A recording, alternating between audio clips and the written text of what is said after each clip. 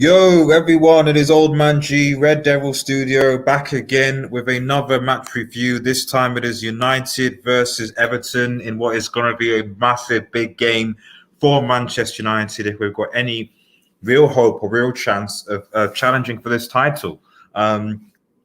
Liverpool obviously playing Manchester City, which is the biggest game. You essentially have a Manchester versus Merseyside derby this weekend. You have City versus Liverpool, you have Everton versus United, and really, let's be real. It is a question about the titles at stake. The titles at stake because if United beat Everton and Liverpool lose, Liverpool lose to City. Let's give it to City, to be honest. If Liverpool win, and suddenly Liverpool are back in the title race. And obviously, if Everton beat United, well, United are out of it. And, Everton were looking at top four. So there's a lot to be decided on these games, basically. Top four, titles, and more. So there is a lot to be decided. Shout out to Damien Perez in the chat. We're going to be doing our Red Devil Live podcast from 9 o'clock. So this is going to be a brief match preview. And thank you to those who involved. Please remember to like the vid, share, and subscribe to Red Devil Studio. It really does go a long way. I appreciate everyone. But yeah, Red Devil Studio Live. We've got a lot to talk about on our sort of weekly Friday evening show. It's going to be really, really good. So stay tuned for that. So don't get away from the channel. So let's just get into it, really. I mean, the first and foremost is sort of just press conference. I just want to just quickly screen share. Ole Gunnar Solskjaer had his press conference against Everton. I think one of the most important things for me was that this is on the anniversary of the Munich air disaster. This is when it's going to be played. For obviously those who do not know, Saturday marks the 63rd anniversary of the Munich air disaster. Ole obviously emphasized the importance during his press conference of putting in a performance to honor those who sadly passed away in 1958 in what was a very, very tragic and, to be honest, dark chapter in Manchester United's history. So there'll obviously be a minute of silence on Saturday to basically commemorate the Munich air disaster, like I said, which was a very, very dark chapter in Manchester United's history. So I hope and I pray that this Manchester United team, with that knowledge, with information, will go out and win the game, if not for themselves, but for the memory of those that died. And our wishes go to them and their family. Damon says, hopefully there's goals in this. Yes, I agree. I hope there's goals in it as well, Chief. As well as the Norwegian, is about challenger facing. So basically, he goes on to ask about challenger facing Carl Ancelotti's side. Josh King's moved to Goodison Park. For those who don't know, Josh King, who United were linked to somewhat, I don't know why, is now obviously gone to Goodison Park. I think he wanted to come to Manchester United, but it is what it is. So first question, I'm going to skim through this brief because I want to go straight into the match review, but I just want to key some key science. I always think it's good to go through a press conference to see what's going on.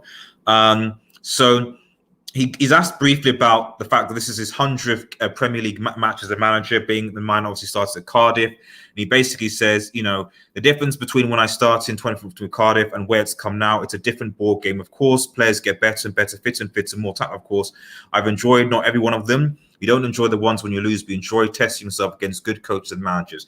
And to be fair to Ole, he has done that. Ole Gunnar Solskjaer has pretty much beaten, for all the hate that Ole gets, he's beaten Pep, he's beaten Klopp, he's beaten Ancelotti, he's beaten Jose, he's beaten all these top managers with the squad that he's had. He's beaten Pep more times than Mourinho beat Pep. So for all this talk that Ole's a terrible coach, he's done a pretty good job of beating top managers, if in my opinion. And I make football shout out to you, bro. United versus Everton round 2. Top is motivated to surpass Liverpool, bro. I think that they'll be more happy if you guys beat Liverpool because they don't want you they want Liverpool to win another title. But it's certainly going to be an interesting game. Mo says must-win game of Liverpool and City facing off. We cannot drop any points. Exactly. If we're wanting to challenge for a title, it's a must-win game.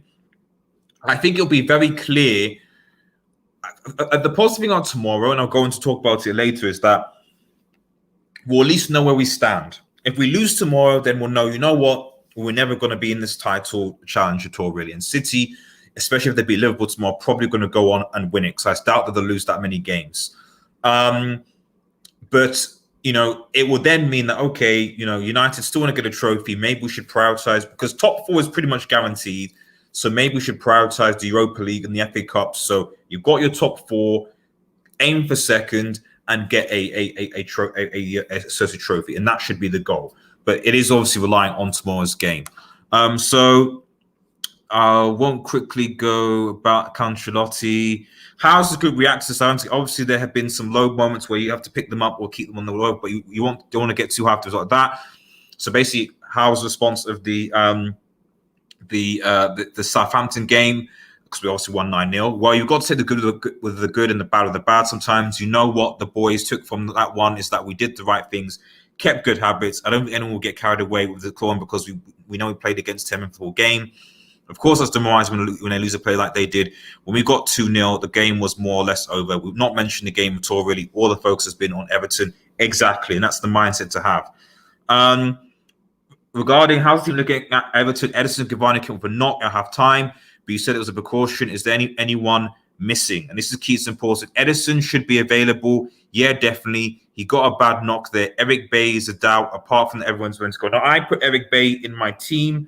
I have to change that because I didn't read this. But if Eric Bailly is a doubt, and we said this is the issue, I said several times, well, we need to bring a centre back in the summer. I'm sure Eric Bailly would have been our first choice centre back, and for all the aggression that Ollie gets for not playing Bailly, and certainly I've been a part of that, the reality is that this guy is injury prone. He picks up knocks, etc. He can't play all the time, and Ollie is managing him. Ollie has essentially been managing Bailly's injuries because he cannot play all the time. And this is why we need to sign a centre back in January, because fundamentally, and I've said this several times, it's going to be difficult to challenge us for a league when you have Lindelof and Maguire as your centre back pairing. It really is. That's just the reality of things. So I won't go into talk about that. Let's a question. No, forget about Josh King. And I talked about the Munich Air Scatter. Let's just the last thing. You spoke last week about how the momentum shifted with the Sheffield United result. You've now clearly got the momentum back of a result on Tuesday. How do you keep that going now? Keep doing the right things. Keep creating good habits. Making sure ready to every game. Football's strange, so fun. I'll flick on a decision or an incident. Of course, the sending off gave us advantage in creating that scoreline. Sometimes that's football. You can see that in the game for Arsenal against Wolves as well. Our football changes quick with a sending off and a decision, so we just have to build on this. We just have to really thrive. The more games we play in a short space of time, we don't have time to sit back and relax and enjoy the last game. That's a good thing, because if we sit back and think, well, we scored 9 and that'll come by itself, it isn't. We have to make sure we start the game the same as we did last time, and against Everton, we have a really hard challenge ahead. Exactly. And I'm glad that Ole Gunnar Solskjaer realizes that reality, because that is the fundamental reality. That is the reality. And IMAX says, and who I know is a City fan, says, yes, I agree. And yeah, I know you agree, because City are title favourites. They are definitely title. There's no doubt about that. Let's quickly go into what I think is the predicted 11. Already one of those players is wrong, because when Ollie said doubt, for that it means if Eric Bailly is a doubt, that just basically means he's just not going to be in the team. At best, he'll be on the bench. So basically, Lindelof is going to be where Bailly plays. De Gea will obviously be in goal. It'll be Maguire, Bailly. Now, because of that, that's why I think this formation is going to be wrong. Because initially I thought, okay, Bailly's going to play. Maybe he'll do what he did at Everton away in the Cup, where we'll play the diamond, which, to be honest, to me was the best football. That was the closest football that United played to me in quite some time, to be honest. It was so good. It was scintillating. It was sexy. It was great football. It was brilliant football.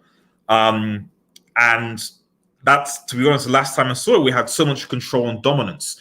This team is what I want to see. However, this team is not going to see, because Bailly is important to it. So Lindelof is going to play. And so because Lindelof is going to play, unfortunately, and Ole Gunnar Solskjaer is probably going to go a 4-2-3-1. He will play Fred and McFred. He'll probably play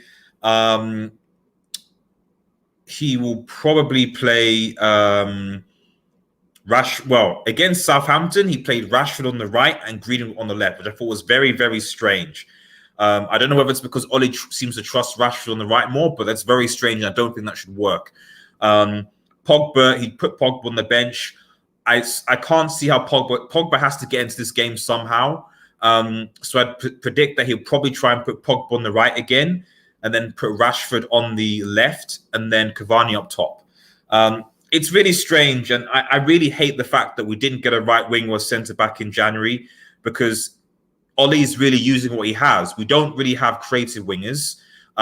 Martial and Rashford right now are best suited on the left, because I don't think that they are true number 9s. Cavani is our only real true number 9. We don't really have a proper right winger per se.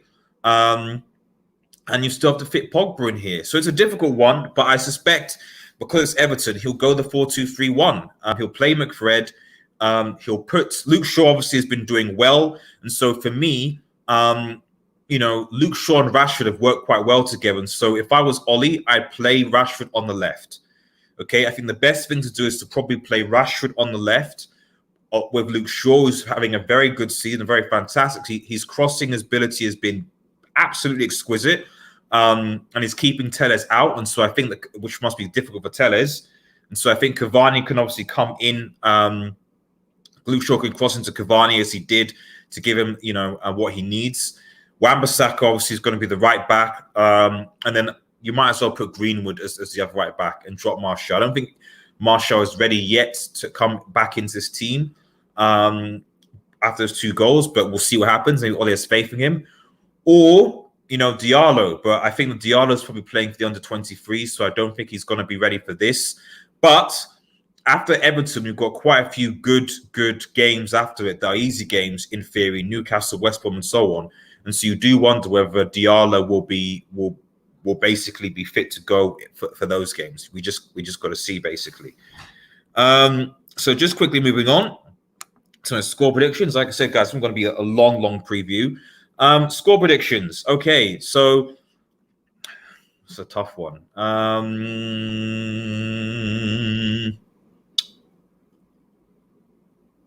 I think we'll win this. I know that Everton have James coming back. James is back. Calvert-Lewin, obviously they had a good result against Leeds, but Leeds are open. Everton's form has generally been good. They have had a few bad results, like Newcastle beat them. So it's going to be a difficult one, I think. I mean, IMAX Football says 1-1, 1-1. It's difficult because our home form is just not good, and the Lindelof and Maguire pairing does make you worry. However, we did beat them at Goodison with Lindelof and Maguire, and obviously Cavani was there. Well, I think, did he come on? I think Cavani came on. If Bruno Fernandes and Pogba have a good game, essentially, if Bruno Fernandes and Pogba have a good game, I think we'll be fine. The worry for me has always been down our right-hand side of Wan-Bissaka and Greenwood not really tracking back, and they will target that area. That is the big problem, and I don't know the solution to deal with it, because Wan-Bissaka, he had a good game last week, but I'm not sure about against Everton, and Greenwood is just not good tracking back. I think it'll be a problem. Jevan says, thank you for stopping by. Jevan says, 3-2 to Man U. Okay, yeah, that's a fairly good result. 3-2 to Man U. Damien says, I say 3-2 to Manchester United. Yeah, I think United will win this. I think Everton's form, while it's been good, I think we can overcome it. And I don't think that they are. The fact of the matter is, Everton are nowhere near as low blocky as Sheffield United or other teams. They're going to give us space, not as much space as maybe say like a City or Liverpool, but they will certainly give us more space than the bottom teams. And so I think that's what we need, because we are counter-attack FC at times. We can run into and cause problems. Pickford, quite frankly, is a brick goalkeeper. He does make some clutch saves, but if you're talking about keepers, David De Gea is on form right now, and Jordan Pickford is questionable. Let's put it that way. So we should have the advantage, and we should go into this game to win. And the team knows it, and we've got to do it. And especially with the anniversary of the Munich air disaster, we need to use this to make those guys proud. Yes, but that was a very close game the last time with some dodgy calls. You mean the United? You mean the Newcastle United Everton game? or the last time you mean when we played Everton? Yeah, Goodison. Yeah, I agree. Although it was towards the beginning of the season, but still, I still think that we just about deserved to win. I don't think you could say that Everton deserved to win that game. But certainly the last time we played, which was in the Carabao Cup, oh yeah, there was no doubt that we deserved to. We demolished Everton in the Carabao Cup game with the way that we played. But we're not going to play that team, unfortunately. I love it if Van der Beek came in, but it looks like Van der Beek is probably not going to come in. So yeah, there we go. Pogba did very well on the right. He did. I think the issue with Pogba playing on the right is just that he's not a winger. He's not a winger. Pogba passes. He doesn't cross. He's not a winger. It doesn't work. So, but he tracks back better than Greenwood, I'd argue. But it's just he likes to come in the middle as well, and it's just unbalanced and it doesn't work. So this time around, I'm expecting to be close. United may have the edge. Pickford is out, I think. Is he? Oh, right. Okay. That might be a good thing for Everton in that respect. So maybe it's not going to be as